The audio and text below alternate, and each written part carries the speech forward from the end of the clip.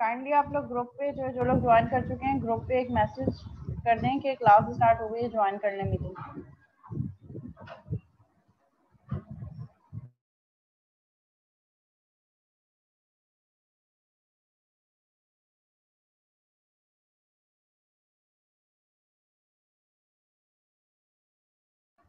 1 minute wait कर लेते हैं, सब लोग ज्वाइन कर लें, फिर कंटिन्यू करेंगे।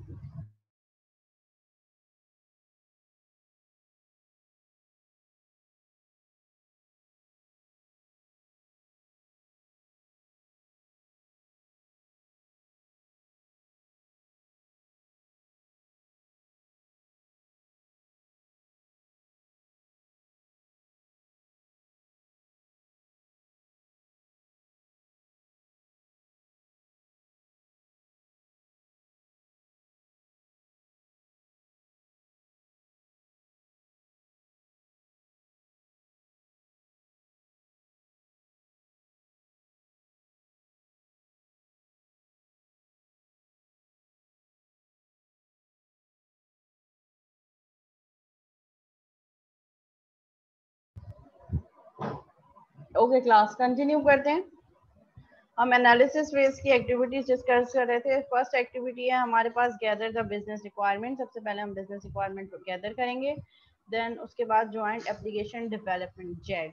ज्वाइंट एप्लीकेशन डेवलपमेंट बेसिकली क्या है कि हमारे पास जितने भी नॉलेज वर्कर्स हैं, जो डोमेन एक्सपर्ट्स हैं और आईटी स्पेशलिस्ट हैं, वो सब आपस में बैठकर कुछ मीटिंग कर रहे होते हैं for several days in order to review the business requirement for the system, कि जो बिजनेस रिक्वायरमेंट डिस्क्राइब हो, इसमें कोई लिमिटेशन ना, उसको कंप्लीट करना, उसको प्योरीफाई करना, उसकी स्पेसिफिकेशन देना।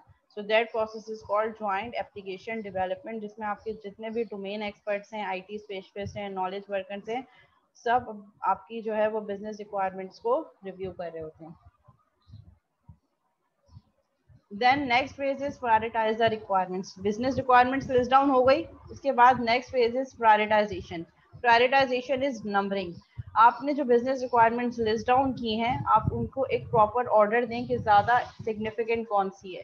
प्रायोरिटाइजेशन मीन जो मोस्ट इंपॉर्टेंट है आप उसको टॉप पे रखेंगे, फिर उसके बाद next and so on.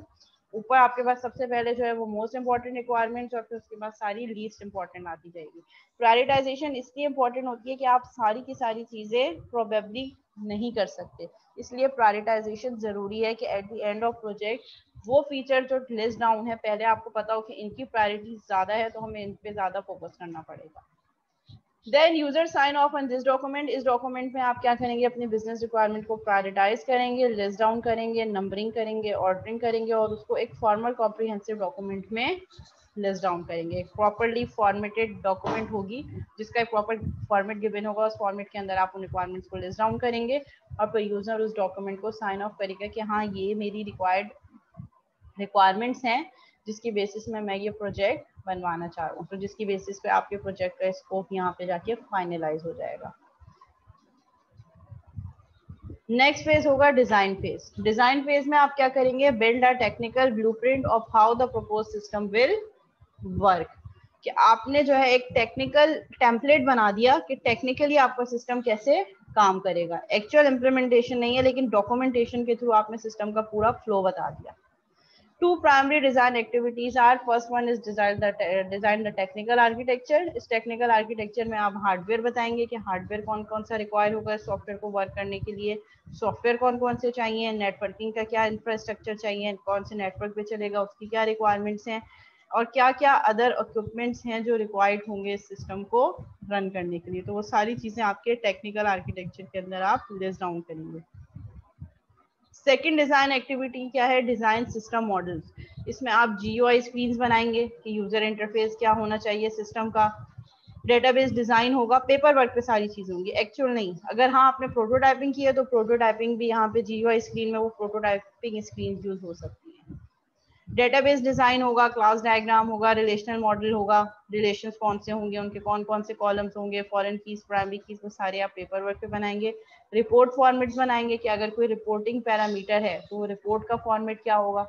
Let suppose कि अगर कोई आपका जो है वो सीईओ रिपोर्ट देखना चाह रहा है, प्रोजेक्ट स्टेटस क्या है, ट्रैक क्या है, तो वो किस तरीके से किस फॉर्मेट में उसको व्यू होगी। And different software steps etcetera etcetera, software की मॉनिटरिंग कैसे हो रही है, रिस्क वगैरह, ये सारी चीजें आपकी सिस्टम मॉडल के अंदर आप डिजाइन कर रहे होंगे।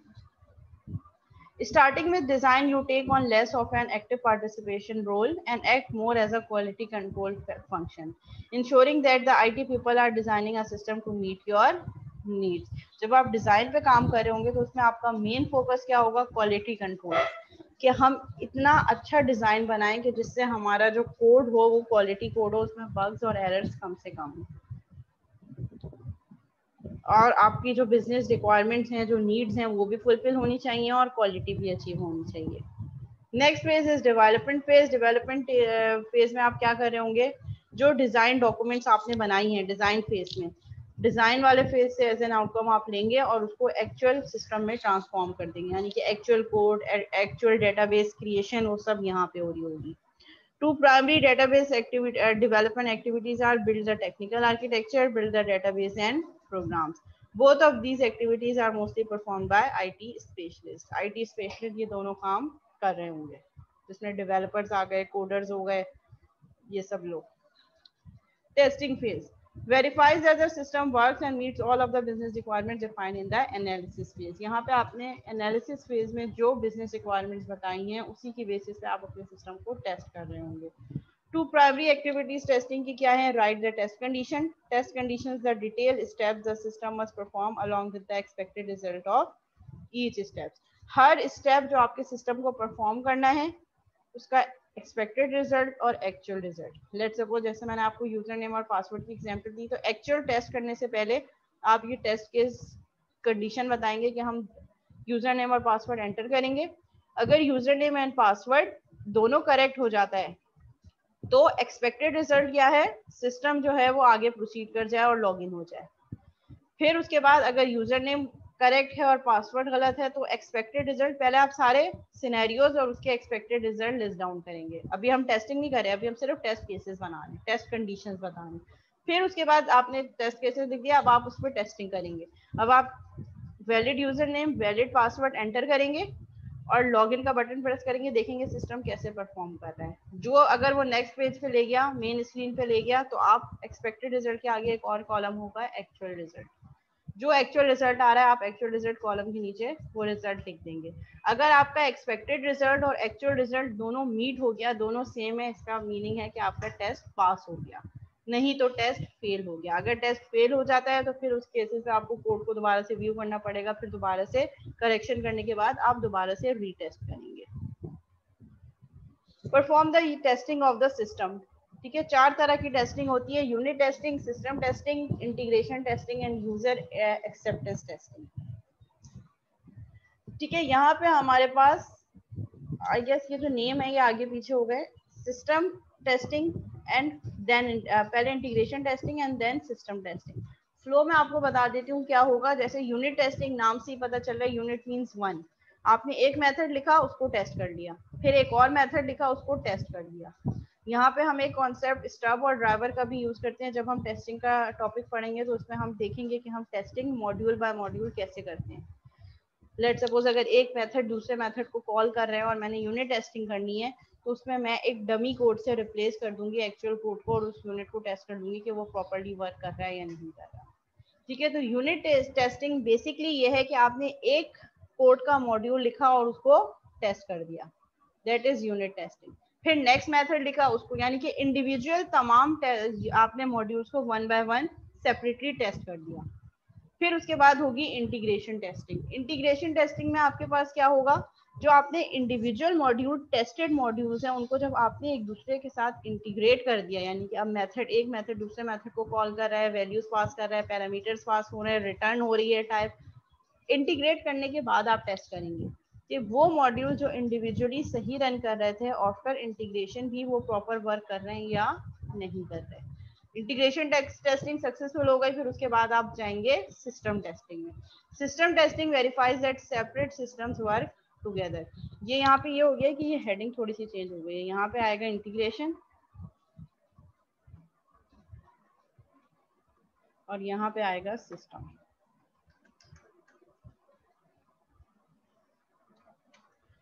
ठीक है। System testing verifies that the, अब आप हार्डवेयर वगैरह भी ऐड ऑन करेंगे, कोई और एम्बेडेड सॉफ्टवेयर है वो भी ऐड करेंगे, कोई एपीआई आपने एम्बेड की है वो भी ऐड ऑन करके आप पूरे सिस्टम को एज अ होल एक कंप्लीट सिस्टम चला के देखेंगे। अब मेथड बाय मेथड नहीं चलेंगे, अब पूरे सिस्टम को एज अ होल चला के देखेंगे कि वो सारा कंप्लीट सिस्टम जो हार्डवेयर भी इन्वॉल्व हो गया, नेटवर्क पे भी चला के देखेंगे पूरा, एक पूरी कंप्लीट सिस्टम टेस्टिंग, कि वो एक कंप्लीट सिस्टम है जो यूजर के साइड पे चलेगा तो ऐसे चलेगा, जिसमें यूजर इंटरफेस भी होगा, डिफरेंट ब्लैक बॉक्स टेस्टिंग भी इन्वॉल्व होगी, ईच एंड एवरीथिंग यहाँ पे आप सिस्टम टेस्टिंग में परफॉर्म कर रहे हो।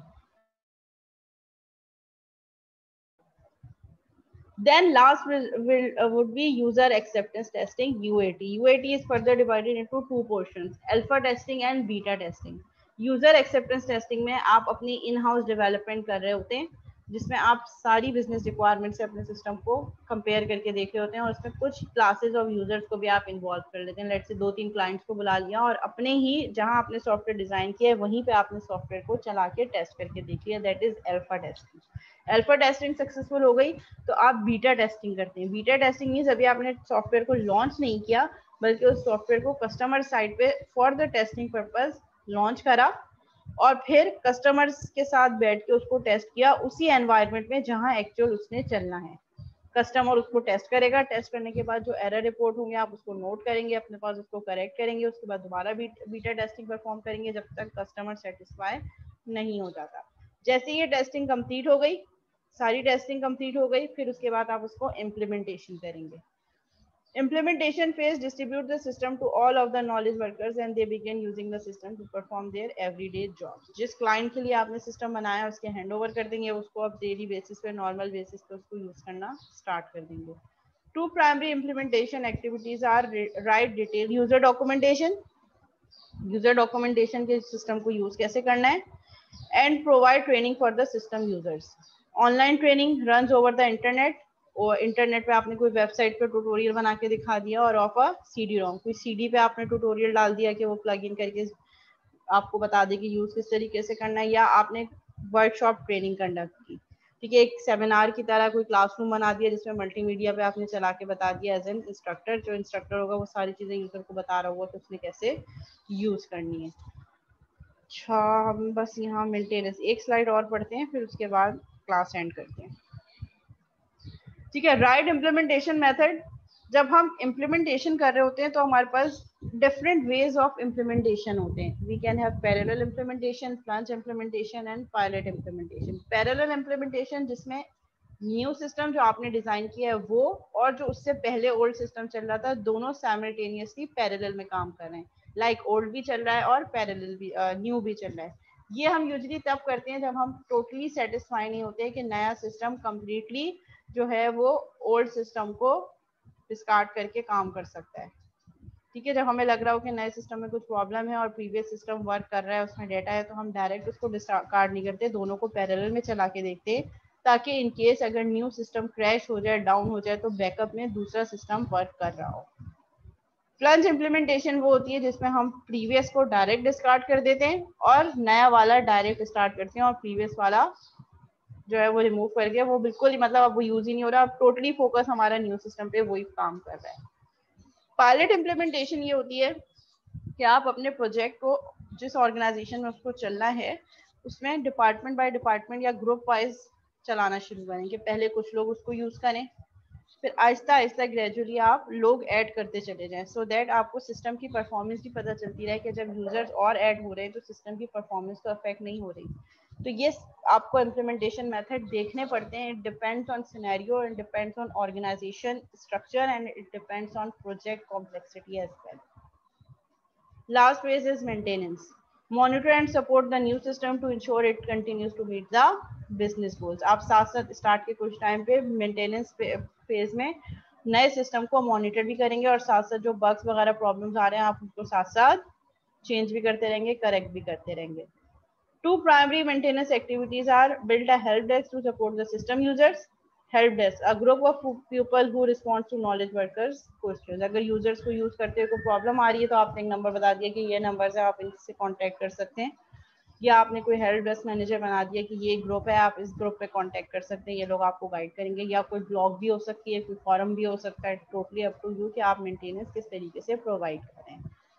And provide an environment to support system changes, ऐसा एनवायरनमेंट ऑर्गेनाइजेशन में हो, आपने इतनी डॉक्यूमेंटेशन स्ट्रांग हो कि अगर कोई चेंज आ सकता है तो आप उसको इजीली अपने सिस्टम में मॉडिफाई कर सकते हैं। ठीक है, ये हमने एसडीएलसी के फेजेस आज देखे हैं। नेक्स्ट क्लास में हम डिफरेंट मॉडल्स पढ़ेंगे, प्रोसेस मॉडल, वाटरफॉल मॉडल पढ़ेंगे, prototype, bread, code and fix, evolutionary में स्पाइरल, इंक्रीमेंटल एंड यूपी पढ़ेंगे, यूनिफाइड प्रोसेस। उसके बाद फिर हम एक केस स्टडी देखेंगे एजाइल से रिलेटेड। स्क्रम एक मॉडल है, एजाइल बेस्ड डेवलपमेंट। एजाइल क्या होता है, उसके डिफरेंट प्रोसेस मॉडल्स क्या हैं, और फिर हम स्क्रम की एक केस स्टडी भी देखेंगे। ठीक है, तो ये प्रोसेस मॉडल इंशाल्लाह नेक्स्ट क्लास में हम कवर करेंगे, जो हमारी मंडे को होगी। लेक्चर ये एलएमएस पे अपलोडेड हैं, आप इसको एक दफ़ा गो थ्रू कर लीजिएगा, जो चीज़ें हम पढ़ चुके हैं और जो हम नेक्स्ट पढ़ेंगे। ठीक है, और नेक्स्ट क्लास में क्विज भी एक्सपेक्टेड है, जितना हम आज तक पढ़ चुके हैं या जो उस क्लास में पढ़ेंगे अगर उसके बाद होगा तो वो भी मे भी इंक्लूड हो। अच्छा, मैं ये नहीं कह सकती कि इस कोर्स का पेपर जो है, फाइनल पेपर, वो टोटली थ्योरी बेस्ड होगा, it can be scenario based as well. अब वो कैसे होगा, जब आएगा तो आप लोगों को पता चल जाएगा। ठीक है, अभी फिलहाल इसको यहीं तक रखते हैं, मैं अटेंडेंस ले लेती हूँ, फिर आफ्टर टेकिंग अटेंडेंस हम क्लास को ऑफ करते हैं। ठीक है, जिसका नेम कॉल करूँ वो अपनी अटेंडेंस चैट पे सेंड कर दे, और इस सेशन में जितने स्टूडेंट्स हैं बस अभी उन्हीं की अटेंडेंस मार्क होगी, अभी मैं किसी और को एडमिट नहीं करूँगी, क्योंकि आप लोगों की दोस्ती चल रही होती है, आ जाओ आ जाओ, अब अटेंडेंस लग रही है। अब अगर कोई मीटिंग में आएगा तो मैं उसकी अटेंडेंस मार्क नहीं करूँगी। ठीक है, जिसका नेम कॉल कर रही हूँ वो अटेंडेंस चैट पे अपनी अटेंडेंस सेंड कर दे। सैयद मोहम्मद अली नकवी,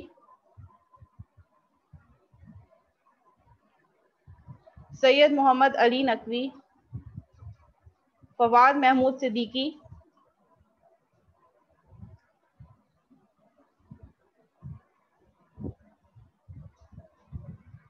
फवाद महमूद सिद्दीकी, फैजान कुरैशी। सब लोग गायब हो गए ना, समझे कि अब मिस दोबारा अटेंडेंस लेंगी ही नहीं। फैजान, अच्छा जो लोग बस प्रेजेंट है वो वन बाय वन अटेंडेंस अपनी सेंड कर दें चैट पे, मैं वहां से देख के लगा देती हूँ।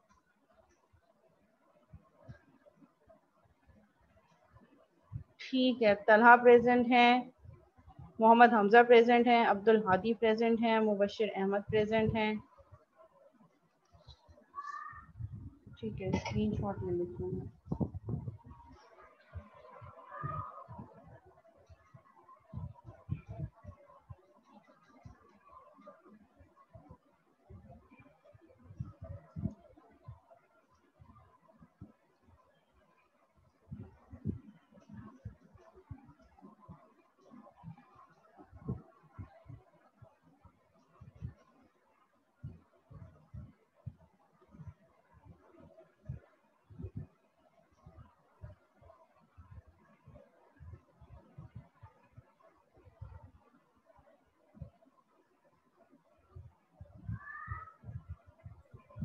अटेंडेंस सेंड कर दी, हम लीव कर सकते हैं। एक मिनट रुक जाओ, मुझे स्क्रीनशॉट लेने दो। हाँ, जिनकी अटेंडेंस हो गई है वो जा सकते हैं।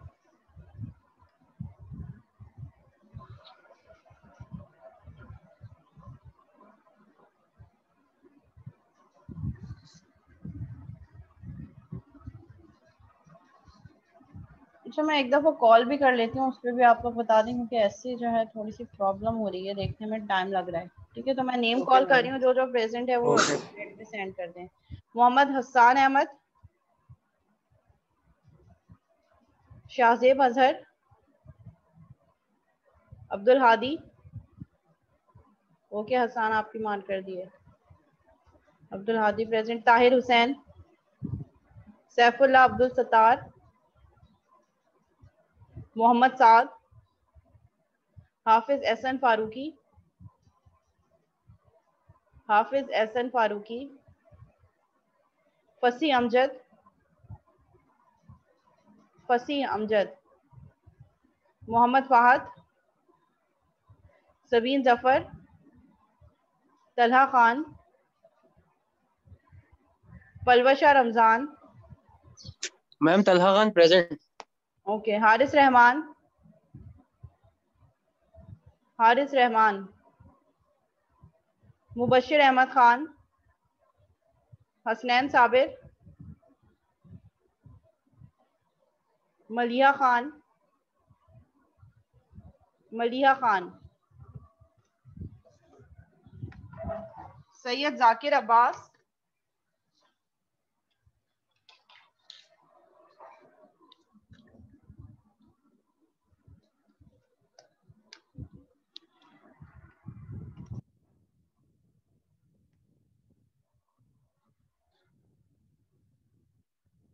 नीहा आसिफ। अतिया शहबाज। मोहम्मद हमजा। आगा लारोश। गुलाम मुर्तज़ा। एसएम गाजी। सैयद मोहम्मद रजा। बिलाल लतीफ़। अब्दुल राफे।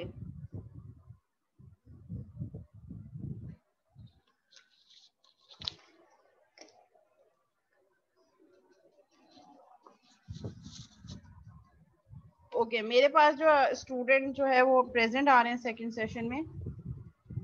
प्रेजेंट स्टूडेंट्स में मोहम्मद हसनैन अहमद, शाहजेब अजहर, अब्दुल हादी, ताहिर हुसैन, मोहम्मद फ़ाहद, तलहा खान, पलवशा रमज़ान, मुबशिर अहमद खान, नीहा आसिफ, मोहम्मद हमजा, एसएम गाजी।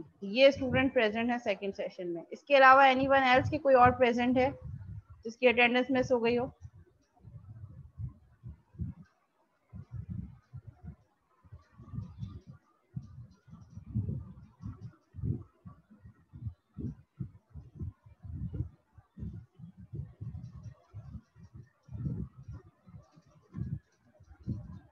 मीटिंग में तो 15 स्टूडेंट्स हैं, 11 की अटेंडेंस मार्क हुई है, तो फिर कौन रह गया है? मोहम्मद हमजा, पलवशा, तलहा। अच्छा, 2 लोग तो उसमें है ना, वेटिंग रूम में। 9388 मोहम्मद साद। मैम वो उबैद का मैसेज आ रहा है, बोला कि मैंने पूरी क्लास ली है, अभी मेरा नेट बंद हो गया था इसलिए डिस्कनेक्ट हो गया था। हाफ एन आवर से तो वो नहीं है ना, उन्होंने अब इस मीटिंग को भी हाफ एन आवर होने वाला है। साद आप फर्स्ट सेशन में नहीं थे, फर्स्ट सेशन की आपकी एब्सेंट जाएगी, सेकंड सेशन की प्रेजेंट मार्क हो जाएगी। ठीक है, यहीं तक रखते हैं क्लास को, फिर इंशाल्लाह नेक्स्ट क्लास में कंटिन्यू करेंगे। मीनवाइल अगर कोई क्वेश्चन है तो पूछ लें।